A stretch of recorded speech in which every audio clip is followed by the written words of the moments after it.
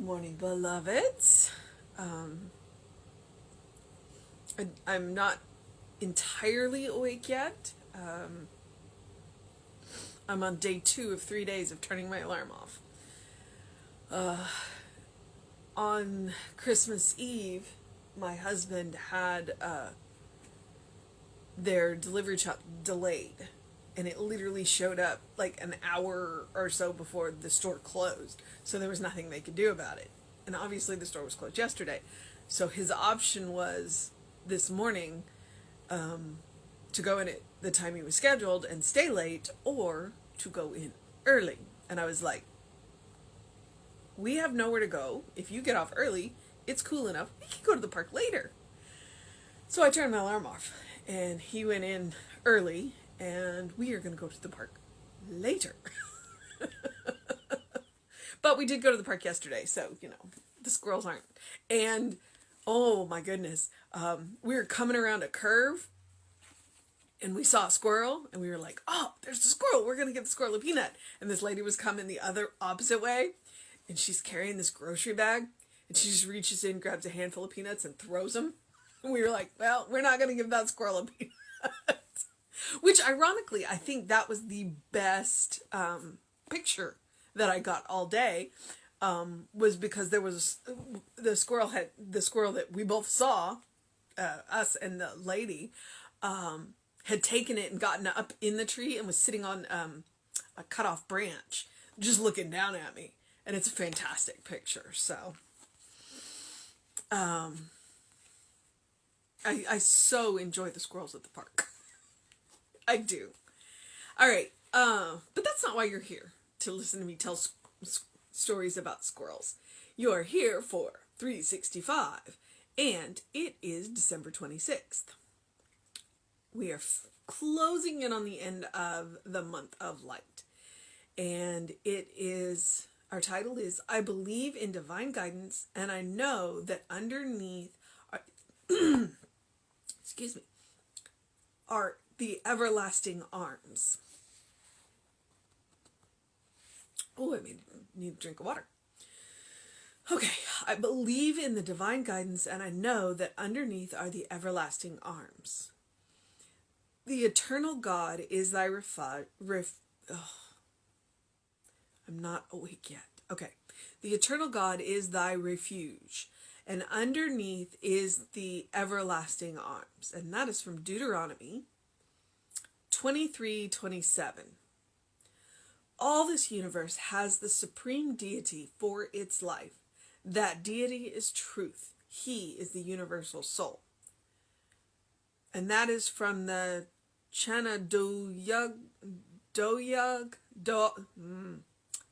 all right. Chandogya Upanishad.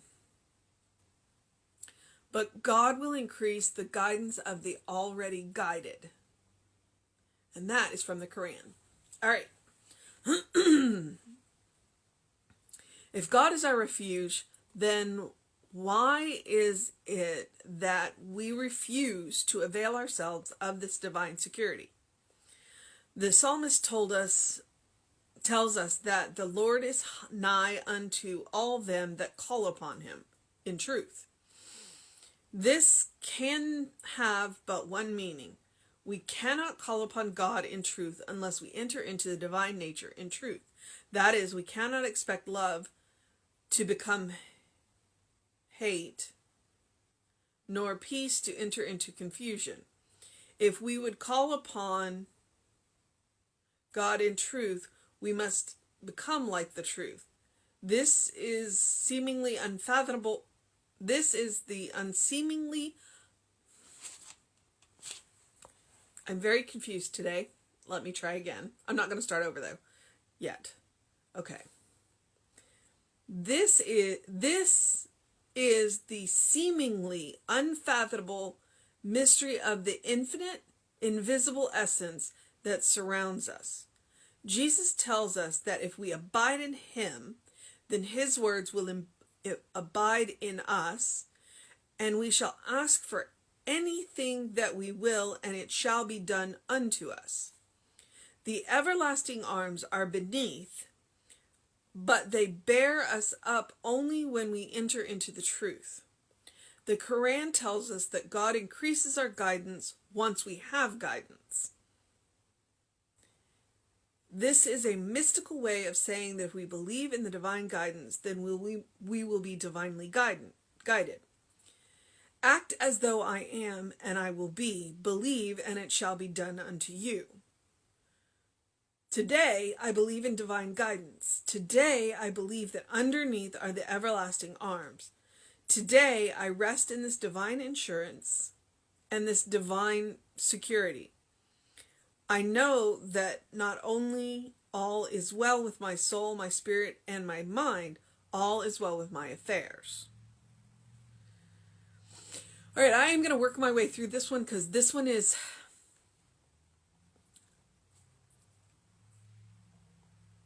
I'm going to use the word confusing.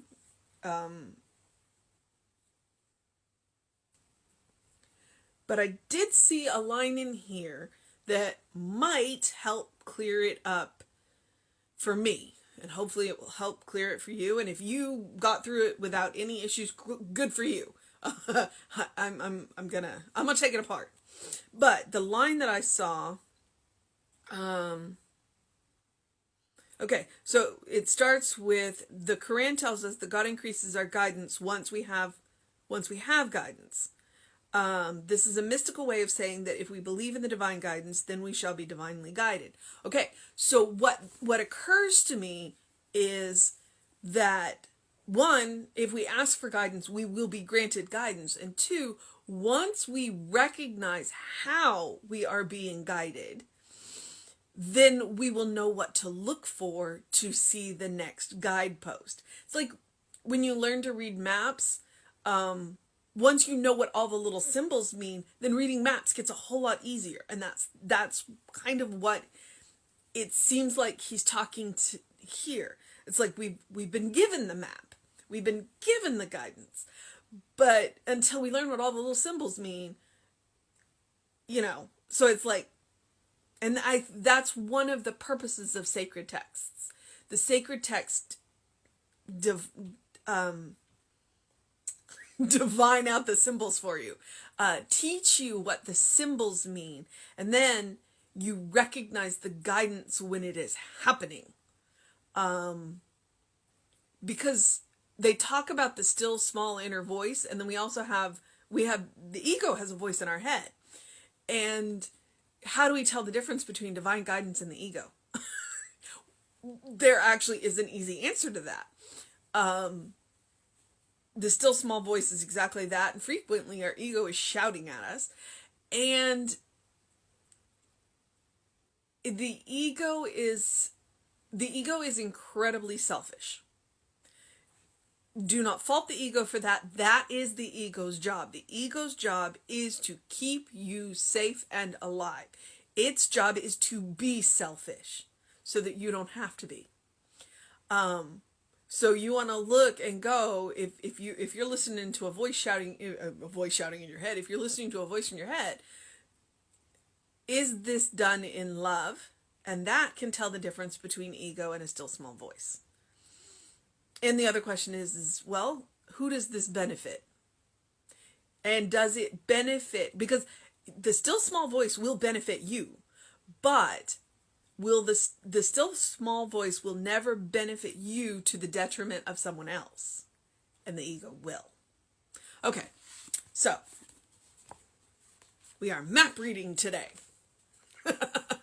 I believe in divine guidance, and I know that underneath are the everlasting arms, which is, our title is taken from Deuteronomy, because the first quote is, "The eternal God is thy refuge, and underneath are the everlasting arms," and that is Deuteronomy 33:27. We've been given the map. The everlasting arms are the map. It's like we have the divine guidance right here in our hands. And we have the means to learn how to read it. That's what this kind of stuff is for. Okay, all This universe has the supreme deity for its life. The deity is truth. He is the universal soul. And that is from the Upanishad, whose name I just made a mess of, and I'm not going to try again. I will spell it for you just in case you want to look it up. Oh, I didn't notice that there were two H's. Chandogya, Upanishad, Upanishad.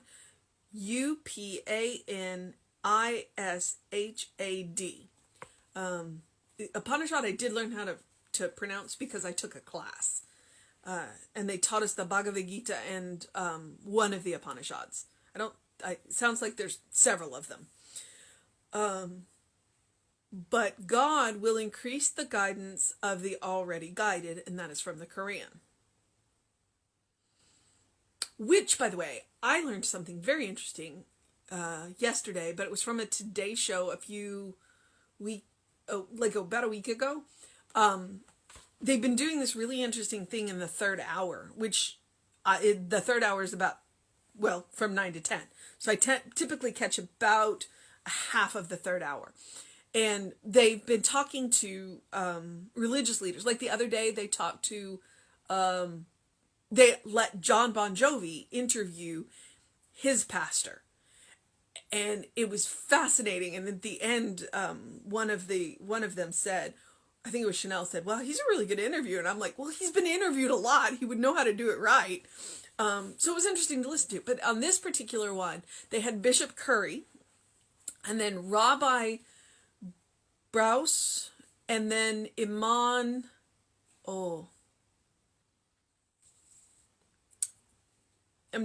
Okay, I forgot the Iman's name and I feel bad about that. Because he's the one I want to quote. Where he says that in the teaching of Islam, he has a web series called Muslims Talking. Oh, I wrote it down. So basically it's people, or maybe it's called Ask a Muslim, where they ask common questions and Muslims answer them so that you can learn from them what they believe rather than learning from the media. And he was talking about, and basically the goal of this was to refocus onto the new year. And he says, in the teaching of the Quran, and it's what we teach, and possibly because you see he quotes from the Quran,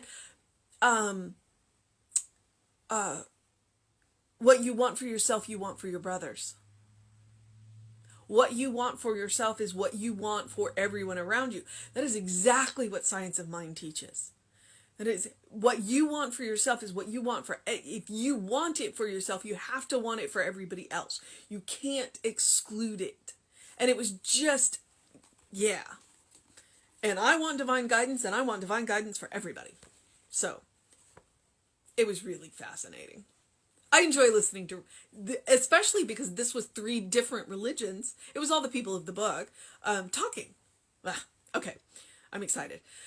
All right, so if God is our refuge, why is it that we refuse to avail ourselves of this divine security? One of the answers is we don't feel like we're worthy. And that's bunk.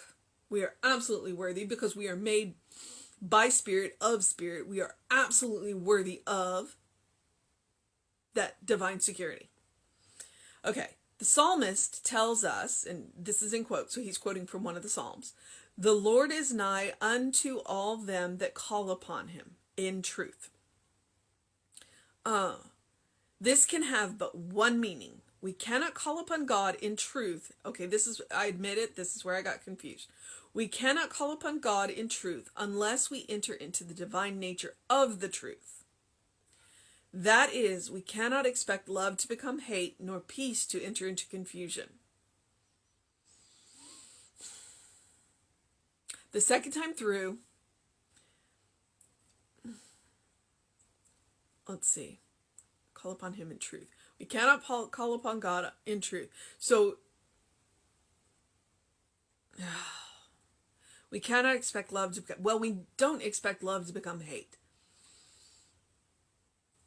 nor peace to enter into confusion. which probably means we need to read the statements backwards. I'm going to start with confusion. So if we are in confusion and we want to enter into peace, then we have to let go of the confusion, because peace cannot enter into confusion, but confusion can enter into peace.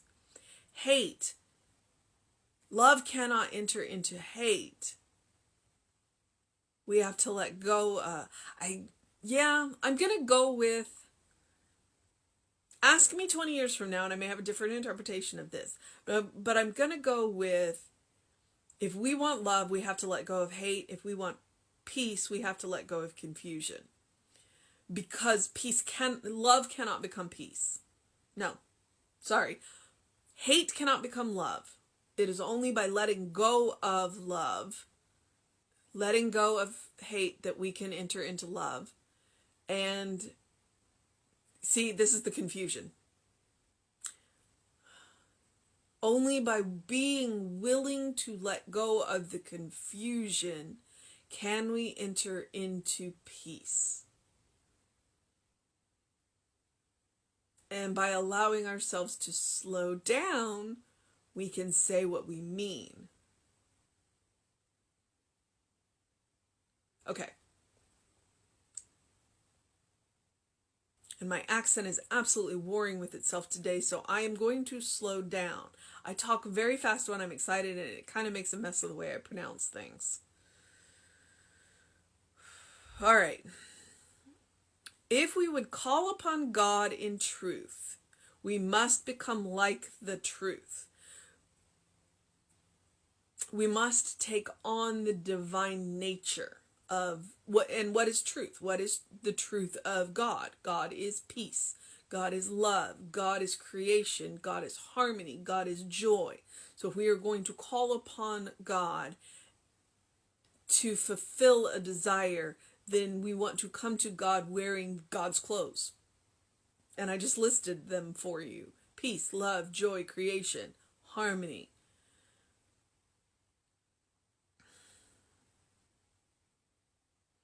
This is the seemingly unfathomable mystery of the infinite, invisible essence that surrounds us. The seemingly unfathomable mystery. Jesus tells us that if we abide in him, then his words will abide in us, and we shall ask for anything that we will, and it shall be done unto us. It shall be done unto us. And that may be where we get the idea of God can only do for us what God can do through us. It's like, if we want joy, then we have to come to God in joy. If we want peace, we have to come to God in peace. Because God doesn't recognize hate. Hate doesn't exist within God. Hate is a misuse of our word. And God can't see that. So God can't respond to that. Wow. That gives me something to think about. It's like every time I've come to God angry, God can't see that. So if I'm angry about something and I want to come to God about what I'm angry about, then I have to distill it down to what I can change about what I'm angry about.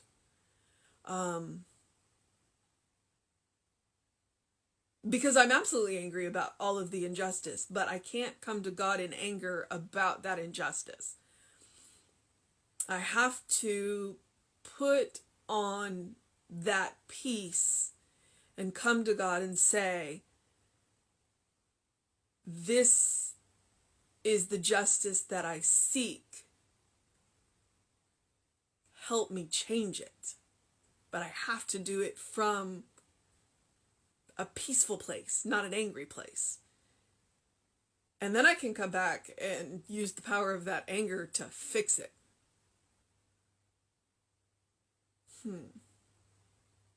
That's something to think about. And that may not be true for anybody other than me, but it is something to think about. All right. Because it says, we shall ask for anything that we will, and it shall be done unto us. The everlasting arms are beneath, but they bear us up only when we enter into the truth. I said we have to wear God's clothing. We have to enter into the truth. The Quran tells us that God increases our guidance once we have guidance. Once we learn to read the map, we'll recognize the signposts faster. This is a mystical way of saying that if we believe in divine guidance, then we shall be divinely guided. Well, yeah. Act as though I am, and I will be. Believe, and it shall be done unto you. Okay. And both of those were in quotes. Today I believe in divine guidance. Today I believe that underneath are the everlasting arms. Today I believe that I will never fall. Because if I slip, then those arms are there to catch me. They've always been there to catch me. They will always be there to catch me. And that is faith. Today, I rest in this divine assurance and this divine security. I know that not only all is well with my soul, my spirit, and my mind, all is well with my affairs. Oof. I tell you, we're going to get a doctorate in science of mind by the end of December. Oh. Our mission, should we choose to accept it, is to recognize divine guidance. To recognize that there is a map and that we have begun to learn the symbols. And because we have begun to learn the symbols, we will continue to recognize more and more and more of the symbols, and the guidance will get better.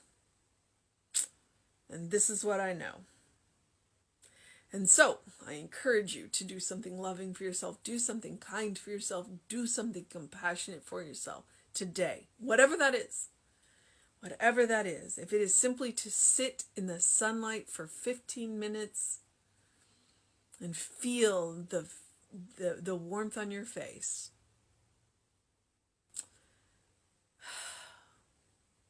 And as always, I encourage you to open the windows of your soul.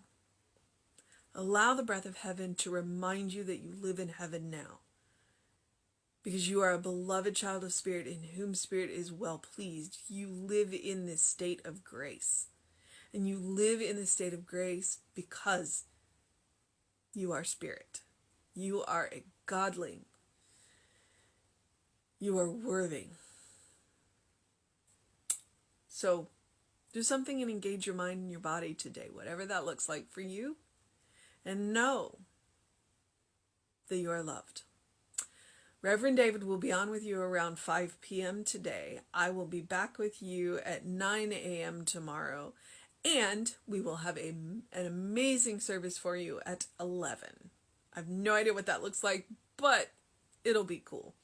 And if you haven't seen the Christmas Eve series, Christmas Eve service, I definitely encourage you to do that because, one, it was really good. And two, right now, Jesse does have it pinned to the top of the Facebook page. So click on over there and take a look at that.